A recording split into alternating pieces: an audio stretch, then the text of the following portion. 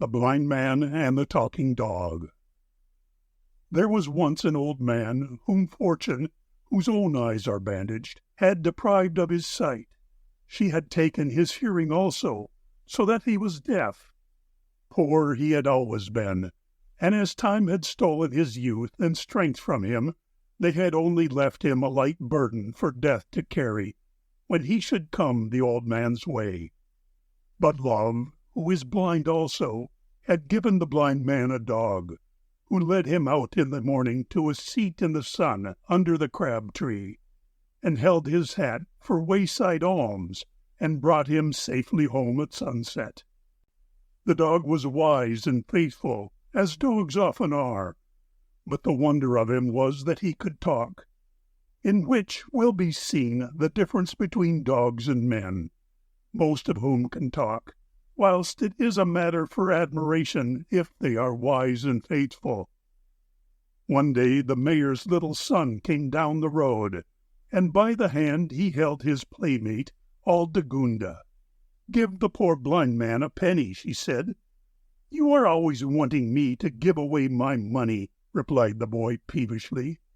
"It is well that my father is the richest man in the town, and that I have a whole silver crown yet in my pocket." But he put the penny into the hat which the dog held out, and the dog gave it to his master. "Heaven bless you," said the blind man. "Amen," said the dog. "Aldegunda, Aldegunda," cried the boy, dancing with delight. "Here is a dog who can talk. I would give my silver crown for him. Old man, I say, old man, will you sell me your dog for a silver crown?" "My master is deaf as well as blind," said the dog. "What a miserable creature he must be," said the boy compassionately. "Men do not smile when they are miserable, do they?" said the dog. "And my master smiles sometimes, when the sun warms right through our coats to our bones, when he feels the hat shake against his knee as the pennies drop in, and when I lick his hand. But for all that, he's a poor wretched old beggar, in want of everything," persisted the boy. "Now I am the mayor's only son, and he is the richest man in the town. Come and live with me, and I will give the blind man my silver crown. I should be perfectly happy if I had a talking dog of my own." "It is worth thinking of," said the dog. "I should certainly like a master who was perfectly happy. You are sure that there is nothing else you could wish for?" "I wish I were a man," replied the boy, "to do exactly as I chose, and have plenty of money to spend, and holidays all the year round." "That sounds well," said the dog. "Perhaps I'd better wait until you grow up. There is nothing else that you want, I suppose?" "I want a horse," said the boy, "a real black charger. My father ought to know that. I am too old for a hobby horse. It vexes me to look at it." "I must wait for the charger." "I see," said the dog. "Nothing vexes you but the hobby horse, I hope?" "Aldegunda vexes me more than anything," answered the boy, with an aggrieved air, "and it's very hard when I am so fond of her. She always tumbles down when we run races. Her legs are so short. It is her birthday today, but she toddles as badly as she did yesterday, though she's a year older." "She will have to learn to run by the time you are a man," said the dog. "So nice a little lady can give you no other cause of annoyance, I'm sure." The boy frowned. "She is always wanting something. She wants something now, I see. What do you want, Aldegunda?" "I wish," said Aldegunda timidly, "I should like the blind man to have the silver crown, and for us to keep the penny, if you can get it back out of the hat." "That's just the way you go on," said the boy angrily. "You always think differently from me. Now remember, Aldegunda, I won't marry you when you grow big unless you agree with what I do, like the wife in the story of 'What the good man does is sure to be right.'"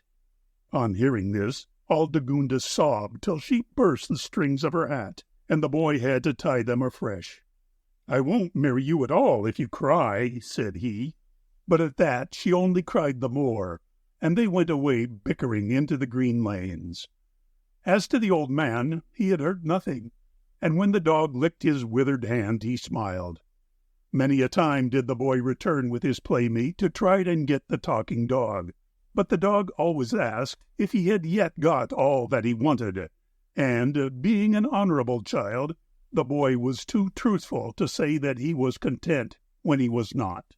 "The day that you want nothing more but me, I will be your dog," it said, "unless, indeed, my present master should have attained the perfect happiness before you." "I'm not afraid of that," said the boy. In time the mayor died, and his widow moved to her native town and took her son with her. Years passed, and the blind man lived on, for when one gets very old and keeps very quiet in his little corner of the world, death seems sometimes to forget to remove him. Years passed, and the mayor's son became a man, and was strong and rich, and had a fine black charger.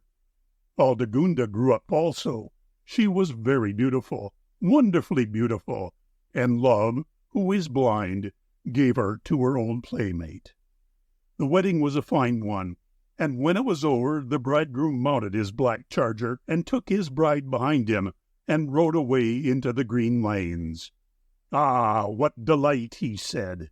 "Now we will ride through the town where we lived when we were children, and if the blind man is still alive, you shall give him a silver crown, and if the talking dog is alive, I shall claim him, for today I am perfectly happy and want nothing."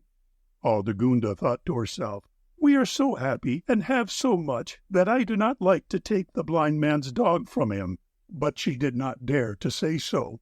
One, if not two, must bear and forbear to be happy, even on one's wedding day. By and by they rode under the crab tree, but the seat was empty. "What has become of the blind man?" the mayor's son asked of a peasant who was near. "He died 2 days ago," said the peasant. "He is buried today, and the priest and chanters are now returning from the grave." "And the talking dog?" asked the young man. "He is at the grave now," said the peasant, "but he has neither spoken nor eaten since his master died." "We have come in the nick of time," said the young man triumphantly, and he rode to the churchyard. By the grave was the dog, as the man had said, and up the winding path came the priest and his young chanters, who sang with shrill, clear voices, "Blessed are the dead who die in the Lord." "Come and live with me now your old master is gone," said the young man, stooping over the dog, but he made no reply. "I think he is dead, sir," said the grave-digger. "I don't believe it," said the young man fretfully. "He was an enchanted dog, and he promised I should have him when I could say what I am ready to say now. He should have kept his promise." But Aldegunda had taken the dog's cold head into her arms, and her tears fell fast over it. "You forget," she said. "He only promised to come to you when you were happy, if his old master were not happier first. And perhaps—" "I remember that you always disagree with me," said the young man impatiently. "You always did do so. Tears on our wedding day, too. I suppose the truth is that no one is happy." Aldegunda made no answer, for it is not from those one loves that he will willingly learn that with a selfish and imperious temper happiness never dwells. And as they rode away again into the green lanes, the shrill voices of the chanters followed them. "Blessed are the dead! Blessed are the dead!"